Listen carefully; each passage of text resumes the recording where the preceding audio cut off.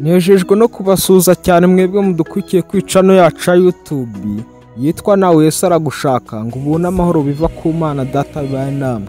Waba uri mushyashya ni ukuri namwe turabakunda cyane ngo Uwiteka bahira. Uyu munsi tugiye kurebera hamwe ingingo yitwa kurwanisha amasengesho. Abantu benshi bajya bagira urugamba cyangwa se bakajya mu rugamba bakarwanisha intwaro nk'imbunda ndetse n'ibindi, ariko twebwe nk'abana b'Imana dukwiye kumenya intwaro dukwiye kurwanisha. Ni ukurwanisha amasengesho. Mbere yuko dutangira reka tubanze dusenga. Turagushimye Data wakomeje kutuba hafi, habwa icyubahiro.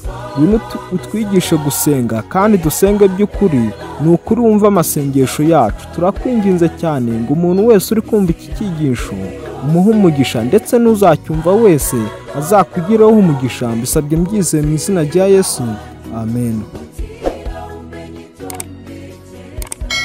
Kurwanisha amasengesho.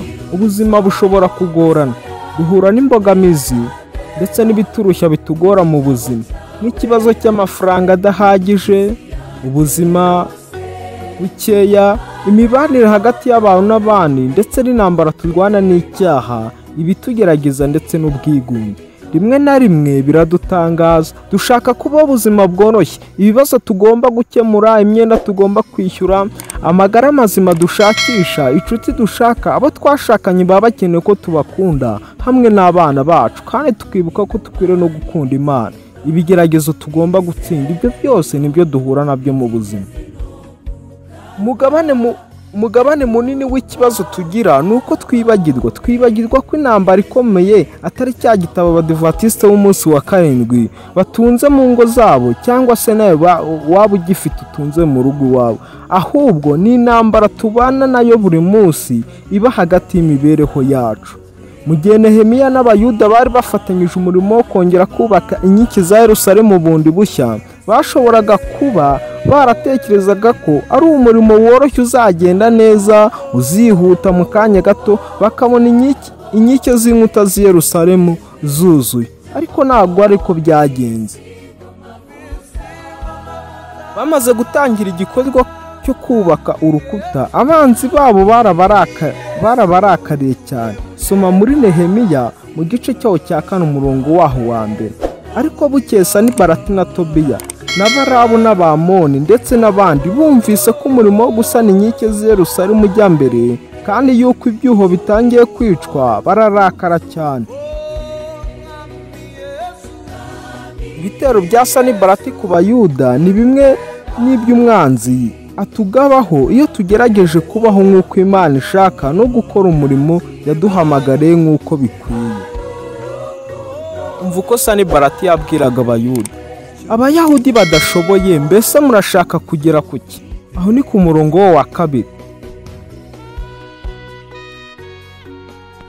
Sanibalati yabajije Abayuda iby'ubushobozi bwabo bwo kurangiza icyo gikorwa. Umwanzi wacu natwe nuko akora, aradushuka akatwumvisha ko ntacyo dushoboye, ashaka ko tubyizera dutyo, kandi niko tubigenza. Twumva ko nta bushobozi dufite bwo kurangiza inshingano Imana yaduhaye, tudashobora guhangana n'ibigeragezo, tudashobora kugeza ku bandi ubutumwa bwiza binyuze mu bucuti tugirana nabo. Ariko Sanibalati ntabwo yabishoboye.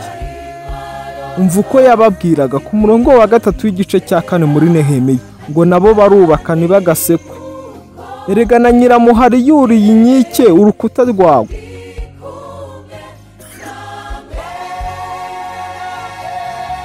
Icyo Sanibalati yakurikijeho ni ukuvuga ko ibyo kugerageza kongera kubaka nta shingiro byari bifite, kubera ko mu byo bakoze byose nta na kimwe cyari kuramba.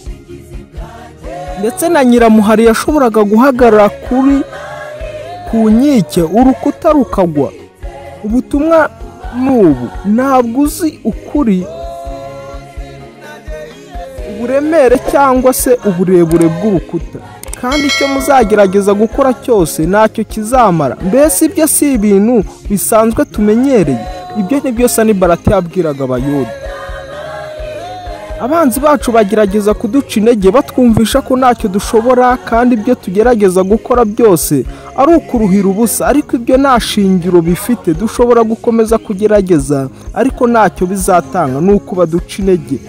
Reka ntukagamburure, ahubwo jya ukomeza ushikame. Amagambo ya Sanibalati ntacyo yahinduye ku mugambi abayahudi bari bafite. Nuko bubaka inkike urukuta rwa Yerusalemu tugeza muri 1/2 cy'ubuhagarike bw'urukuta, kuko abantu bose bakoranaga umwete. Abantu bari bashishikajwe n'umurimo nibita ku bitero bya Sanibalati. Niki cyabahaye ubutwari bwo gukomeza kubaka bafite ibyiringiro? Icyo bari biringiye nuko bari bizeye ko Imana yabo izabafasha. Nta kindi, bagiye ku mavi barasenga. Reba ukuntu basengeraga hamwe bavuga. Nehemiya 4:5, Mana yacu twumva, uturengere kuko twasuzuguwe, kandi ibitutsi badutuka aba ari bo bihama. Ubareke basahurwe bajyanweho iminyago. Igihe abanzi babo babonaga uburyo umurimo uri gutera imbere, barushagaho kurakara, bahuza umugambi wo gutera Yerusalemu no kwangiza ibyaho, bagateza umutekano muke. Mbese hari ubwo nawe ujya ugera ahantu ukumva usa nk'aho uri wenyine, ukumva ijuru risa nk'aho rikugwiriye, ukumva ibintu byose byagucikiyeho, ukumva buri muntu wese arakurwanya, ugoswe impande zose. Mbese nta rwinyagamburiro ufite. Ibyo bimeze nk'ibyabaga ku Bayuda. Nuko dusenga Imana yacu. Umva uko Nehemiya yabagira inama. Nuko dusenga Imana yacu, maze dushyira abarinzi ku manywa na nijoro, bakurinda impande zombi z'inkike. Soma umurongo wawo wa 9 w'igice cya 4. Umwanzi ntaruhuka. Iyo aburiye hamwe agerageza ahandi. Abanzi bacu bakoresha amayeri menshi ngo bakome mu nkokora imirimo yacu. Icyo bifuza ni ukumarira ku icumu kugira ngo igikorwa twatangiye cyo kuzagera ku musozo ntitukigereho. Ntibazigera batubona cyangwa ngo bamenye igihe tuzazira. Bazabona baguwe gitumo, maze tubamarire ku icumu n'umurimo bakora tuwuhirike. Nuko nguko Sanibalati yavugaga. Ariko hari Imana yo mu ijuru yarwaniriraga Abayuda, yatumaga bagera kuri iriya ku migambi yabo, kuko bari basenze cyane bagasengera hamwe. Ntabwo bari kumenya igihe igitero cyaziye, ntabwo bari kumenya ko ari igitero. Umwanzi wacu akunda gukoresha amayeri nk'ayo, adutera mu buryo butorohera umuntu, kandi aterana umugambi mubisha. Ashaka ko twagira amahitamo dukora mu tuntu dutoya, nyamara tuteshura mu nzira y'Imana. Ariko kubivumbura tugikubita ntabwo bipfa kudushobokera. Atwumvisha yuko tudakeneye kwizera, cyangwa se ko nta bushobozi nabo cyadufite. Uko niko umwanzi atwumvisha. Ariko nimureke dushikame dutsinde. Dusome muri Matayo mu gice cya 6, turebe ukuntu Yesu yigishije abantu gusenga. Yesu yigisha intumwa ze gusenga bwati, mwebwe nimujya gusenga nimukamere nk'abafarisayo, ahubwo mugende mujye mu cyumba hiherereye, mukinge urugi, mwegekeho, maze mupfukame musenge so mu ijuru mwiherereye, nuko azabumva. Nta kindi kintu cyaguha amahoro mu isi ya none usibye gusenga.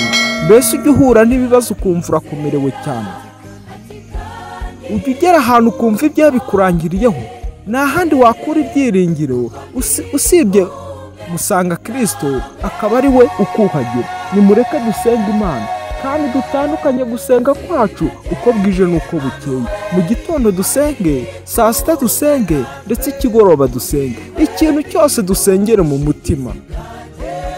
Ingingo yacu yo kurwanisha amasengesho umugabane wa mbere irangiriye ahangaha. Mureke dusenga Imana. Turagushimye Data, dushimye gukiranuka kwawe, habwa icyubahiro. Ngwino wumve gusenga kwacu, kuko turi abana batoya, kandi utwigishe gusenga, utubashishe kugera ku ntsinzi wifuza. Uwiteka ngwino utuyobore, kuko urugamba turimo ntabwo ari urwacu, ruradukomereye cyane. Tubisabye twizeye mu izina rya Yesu.